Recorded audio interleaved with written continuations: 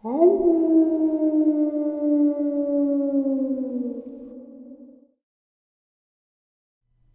greetings and salutations, everyone. I hope everyone is doing well today.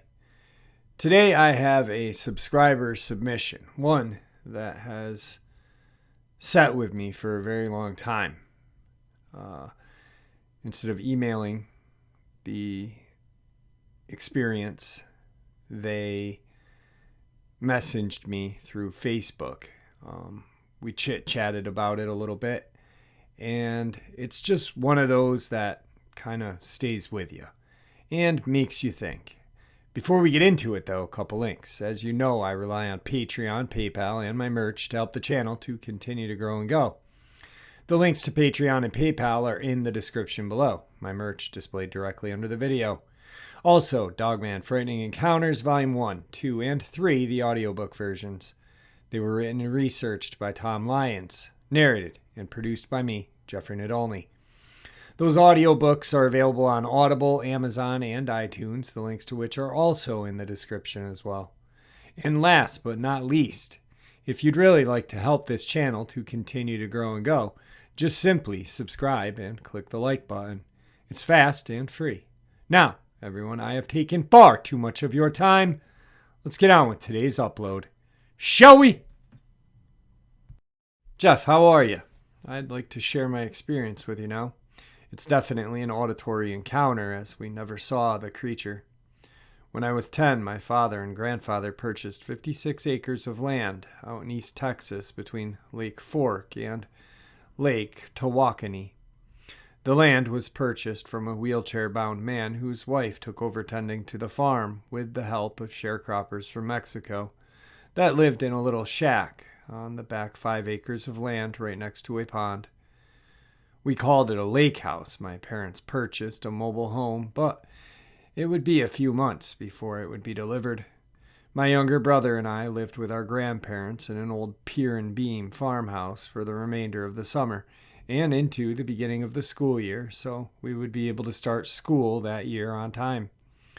Despite the farmhouse's dilapidated condition, it had a brand new, full enclosed back porch that housed a washer-dryer, deep freezers, and storage units.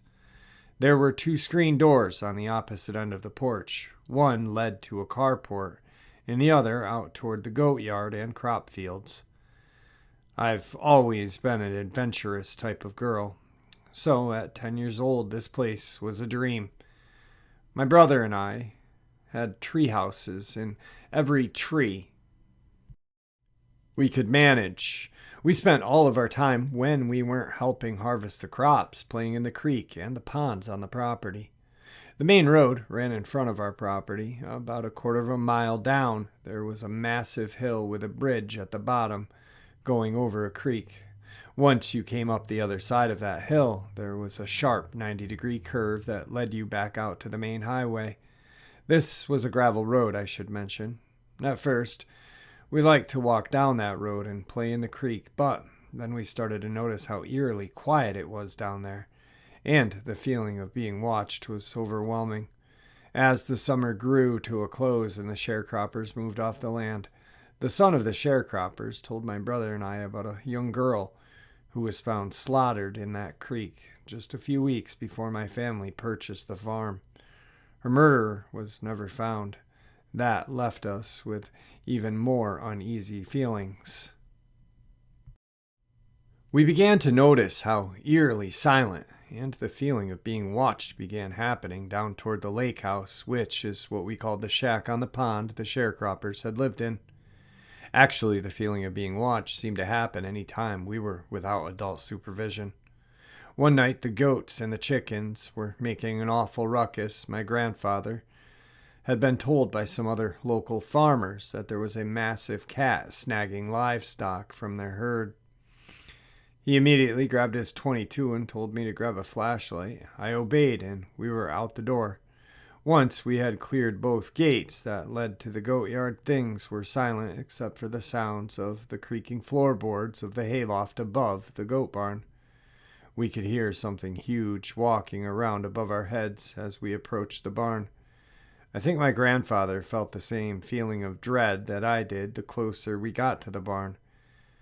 My grandfather leveled his weapon, and immediately there was a blood-curdling growl, howl, scream that came reverberating through our chests. I was froze in place. My 10-year-old brain couldn't comprehend what we had just heard. My next memory is of my grandfather screaming at me in a tone of voice I had never heard before nor after this occasion. "Run, kitten, run! Run, kitten!" Kitten was my nickname my grandparents called me. We both ran the 70 yards, jumping over the 2 gates back to the house in what felt like a lifetime. My grandfather never would tell me what he saw, but from that moment on, until he died 6 years later, he never wanted us to go outside alone at night again. Like I said, we never saw the thing, but the feeling and the sound we got from this thing was otherworldly. We lost a few goats that year and began keeping the mama and babies on the enclosed back porch for the first few weeks of their life in effort to keep them safe. So some time had passed, and recently we went to my uncle's 50th birthday party at his house. He still lives on that land in East Texas that my grandfather and I had our auditory encounter on. While at the party, and after a few drinks, someone mentioned how incredibly dark it was out there and how beautiful the stars are. My uncle's usual goofy and boisterous demeanor changed immediately. He said, "Yeah, I used to like to come out there and stargaze, but not anymore." We asked him why, and he said we wouldn't believe him if he told us. I knew immediately he had seen that damn thing. I just looked at him and gently said, "What did you see, Uncle?" "There's some weird crap out there, and I guarantee I'll believe you." His light gray eyes began to well with tears as he lit a cigarette and muttered, "Okay, here goes." He took a long drag and started off with, "Y'all know I drink, and y'all know I'm an alcoholic, but I swear to God this happened. I ain't kidding. I may get drunk enough to call a bearded officer ma'am, but never have I ever been so messed up that I hallucinated anything like this. Plus I have proof. This happened, okay?" We all reassured him he was safe to tell us what had happened. At that time, my dad piped up and said, "Brother, I remember you calling me when this happened. I know you're not lying." My uncle smiled a soft smile and took a drag off his cigarette and said thanks. He shook the tears off his face and said, "Okay, so you all know when I get hammered, I like to lie in the truck cab listening to the radio and stargazing, right?" We all nod. He continues, "One night, about 10 years ago now, I was out there, laid up with my feet on the door panel against the driver's side and my head against the passenger side, cocked back looking at the stars. It was so beautiful." He paused, and I noticed he was visibly shaking. I'm lying there smoking a cig, so I had the window cracked about a quarter of the way down. So I'm laying there singing like a fool, and all of a sudden the entire truck shakes. It shook like when you drop a ton of gravel in the bed of the truck. I knew the tailgate was open, so I immediately was like, "What was that?" I'm lying there, still as can be, thinking one of you guys was messing with me. No sooner had that thought crossed my mind, something jumped on 2 feet up on the cab of my truck. Y'all hear me? 2 feet. So now I'm freaking out, and I don't know why. I'm sweaty, I'm shaking. And it was like every last ounce of goodness in the world was sucked right out, and all that was left was despair and pure terror as my mind was trying to figure this out. I realize it's gotten dark in the truck. There's no moon, no stars, no light, nothing. He pauses, tears are streaming down his face. He looks up and says, "It was looking at me.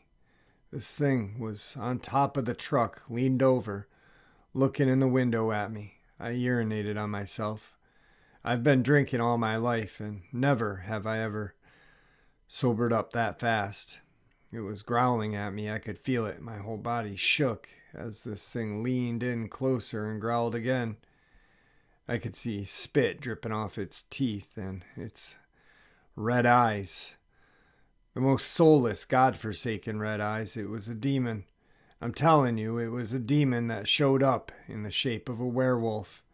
There, I said it. It was a goddamn werewolf. He began to sob. At that point, my dad put his arm around his little brother, hugging him and telling him, "It's okay. You're safe, brother." My uncle, a man that had carried me in his arms as he ran for our lives into the cellar away from a tornado, the same man that used his body to shield me from a lightning strike that hit the barn not 50 yards from us, was reduced to rubble at the sight of this thing. I watched in silence as my dad and his other brother comforted their youngest brother and helped him gain his composure. It was a rather moving sight. These are 3 good old boys from Texas. They are all truly men's men, crass and burly, but in that moment they were all compassionate and gentle with their young brother, who is clearly hurting. They just don't make men like that anymore. My uncle composed himself and finished his story. I screamed like I've never screamed before without thinking. I'm screaming, "Jesus, help me, Jesus." The thing snorted or sneezed and looked real pissed. That was when I knew I was dead. I had my 12 gauge on the floorboard, so I desperately was searching for it with my right hand. Before I knew it, the damn thing jumped off the truck and bolted on 2 feet like an Olympian into the woods. I sat there shaking for I don't even know how long. I was terrified to get out of the truck. I do know I sat there until the sun came up. I wasn't taking any chances with this thing.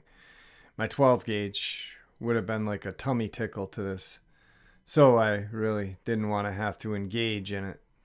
Kitten, you remember what happened to you and Grandpa in the goat barn, right?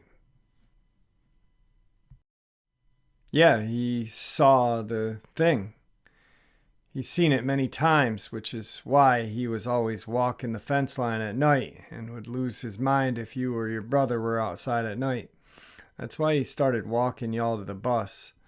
One of the last things Dad told me before he died was to make sure them things didn't get you babies, as he pointed to me and my brother. Then, motioning over to where my now grown cousins were standing, it has taken exactly 22 years for me to have confirmation, but I know now, without a doubt, my grandfather, dad, and uncles weren't just messing around in the barn for fun. They were warding this thing off our property by any means necessary. My grandfather died in 2000, leaving us with a gaping hole in our hearts and 1 man down on the surveillance team. Shortly after that, all of us but my uncle and his wife moved off the land. He says to this day he knows when that thing is around because even the wind goes silent. He won't leave his house no matter what when that happens, and frankly, I don't blame him. I don't know what these things are, but I agree with my uncle. They are demons in the flesh. This encounter scared my uncle, but it also rooted his faith in Jesus again, because he knows what the face of pure evil looks like. So, the reason why I wanted to share this, a couple reasons. One is last night's upload about the Navy SEAL, and the woman who shared it with us. 2 uncles, both having a very hard time dealing with their sighting. Fortunately, this uncle did not feel the need to commit suicide. It's a very sad thing. These sightings are really hard. They weigh heavily on a person's soul, on their core being.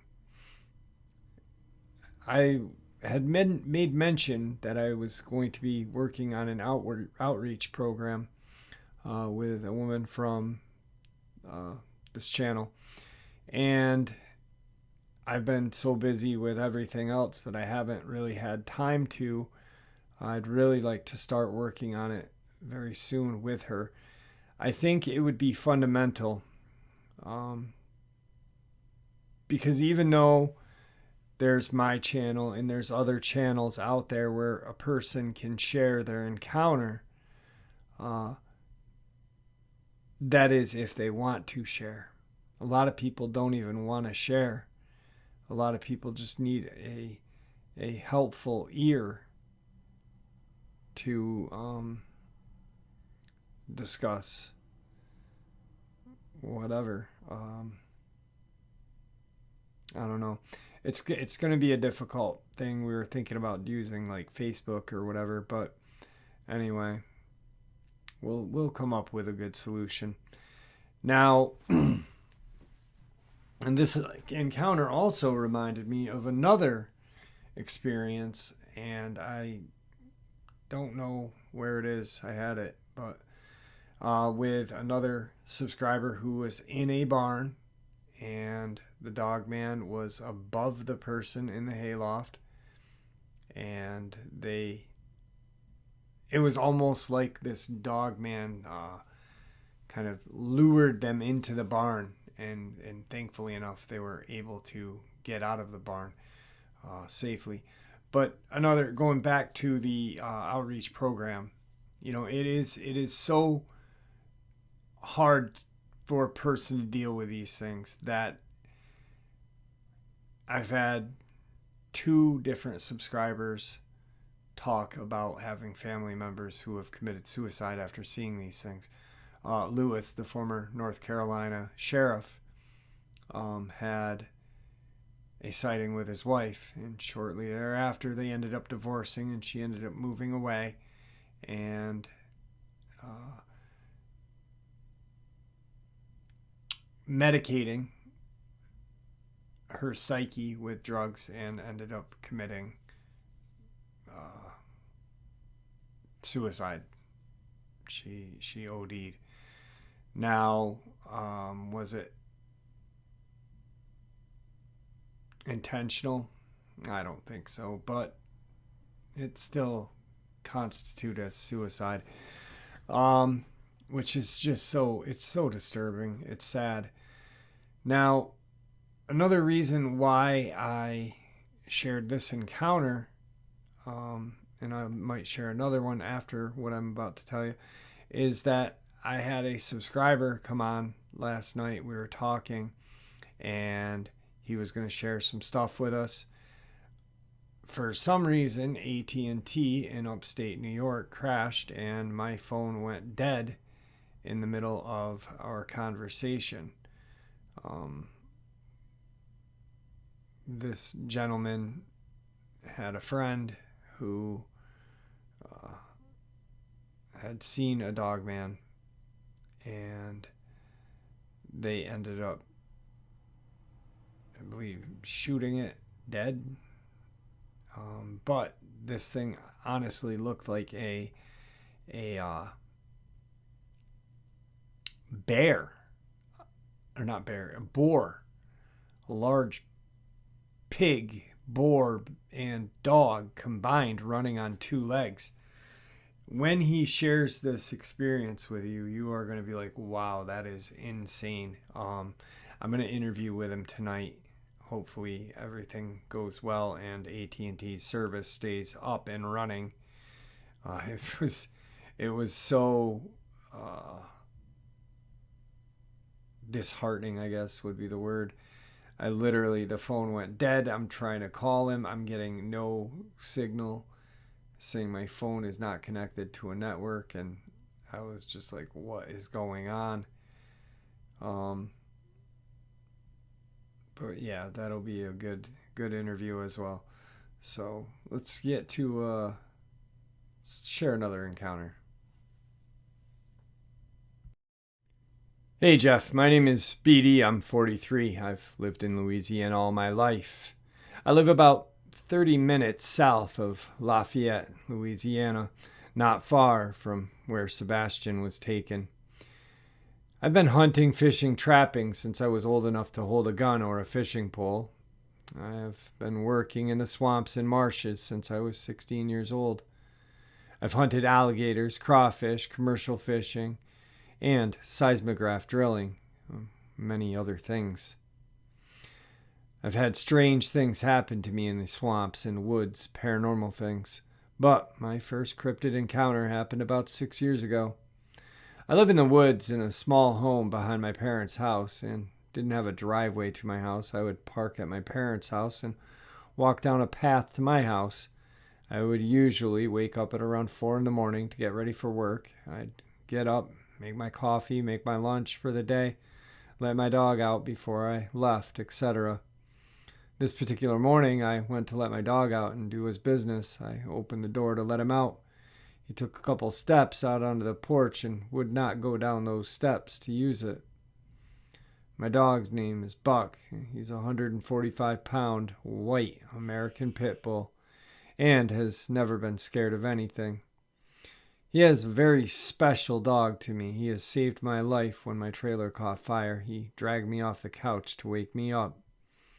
Anyway, when I go to let him out, he just stands there on the porch growling, hair standing up on his back and neck, so I go to walk him off the porch, and all he would do was stand in front of me and push me into the house.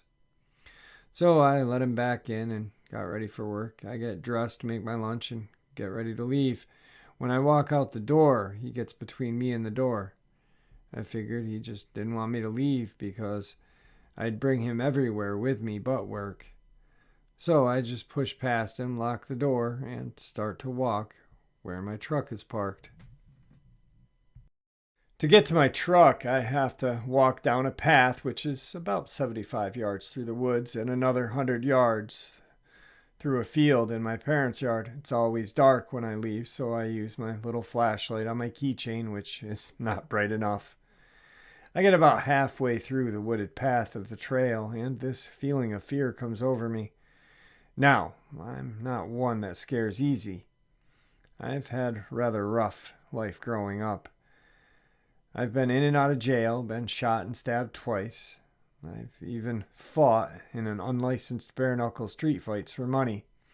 I'm not saying this to brag or because I'm proud of it. It's quite the opposite. I'm ashamed. It's the fact that I have never been as scared in all of those situations as I was when this feeling of fear came over me. This was different. It was a primal fear. I've been in the woods thousands of times at night, and I never felt scared. Anyway, I couldn't shake that feeling. I'm shining my piece of crap flashlight around, looking in the woods, and don't see anything, so I keep walking. When I made it out of the wooded part of the trail, I turned to the right and took a few steps. Then I heard the sound like a twig breaking in my immediate turn and shined my little light. I could see a black figure by the edge of the woods. It was about 4.5 feet tall with yellowish eyes. It looked like a big dog, kind of like a Great Dane, but bigger. I couldn't make it out too well with my little light. I could see the shape. We stared at each other for a few seconds. Then I turned and started back to my truck. I took a few more steps and heard another crackling noise. So I turned around again and shined my light. That's when this creature stood up. All I could do was stand there frozen. I wanted to run, but it's like I couldn't take my eyes off it. I watched it take a few steps on its hind legs toward me. I finally got my legs to move, so I start running fast as I could to my truck. I still had about 80 yards to go. I wasn't sure if it was chasing me or not. I could hear its paws, whatever they were hitting on the ground. It kind of sounded like a horse does when it runs, except it was a sound of 2, not 4 feet. I'm freaking out now, running as fast as I ever have. I would have given Forrest Gump a run for his money. I can now hear it breathing behind me now. I know it sounds crazy, but I could feel its hot, nasty breath on the back of my neck. I really thought I was a goner. I round the corner where my parents' fence is, so now I only have about 20 more yards. This is when I was certain it was going to get me. I was praying that my truck door was unlocked because I figured it got me while I was fumbling with my keys. Thank God, when I grabbed the door handle, it was unlocked. Jumped in the truck and immediately turned the brakes on. This is when I got the biggest shock of my life. This thing was standing there by the fence. And the woods just staring at me. Jeff, I'm not making this up. This thing looked like it had crawled out of the bowels of hell. Its head looked a cross between a wolf and a hyena. Its ears almost looked like a rabbit ears, but bigger with tufts of fur on the tip. It looked black with a little gray around its snout and chest. The shoulders on this thing were huge, like bowling balls. Its chest, torso were huge. Also, it was so muscled up, you could see definition through its fur. Its upper body tapered down like a V shape. I'm a novice bodybuilder, and it made me look bad. Like, baby hell, it would have made Mr. Olympia look small. Its legs were like dog legs, just much bigger.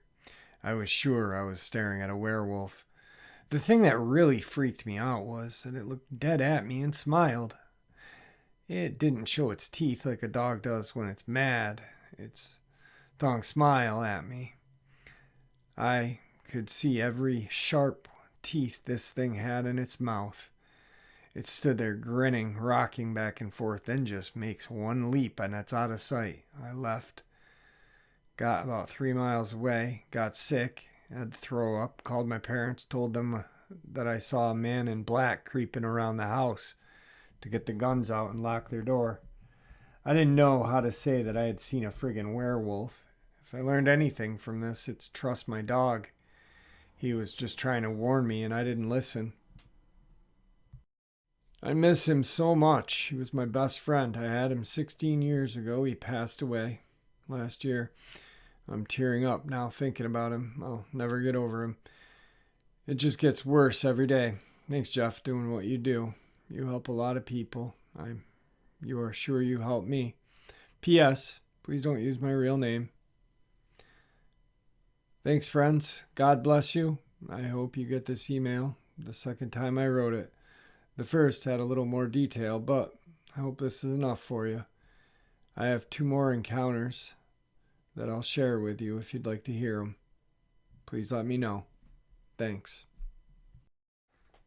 I'll have to have BD on. Because I remember one of the other encounters is he did have a Rougarou experience. Now, whether that was a Dogman or a Rougarou, we're not sure. Now, a lot of people think of Rougarou as just a Dogman. But the Cajun lore is it's a shapeshifter. It can turn into a bipedal dog-like creature, a gator-like creature, and mist.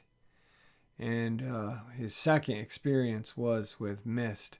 I believe he had seen one of these dogmen outside of his house, outside of his little house. I'm not sure. I'm really going to have him on, though.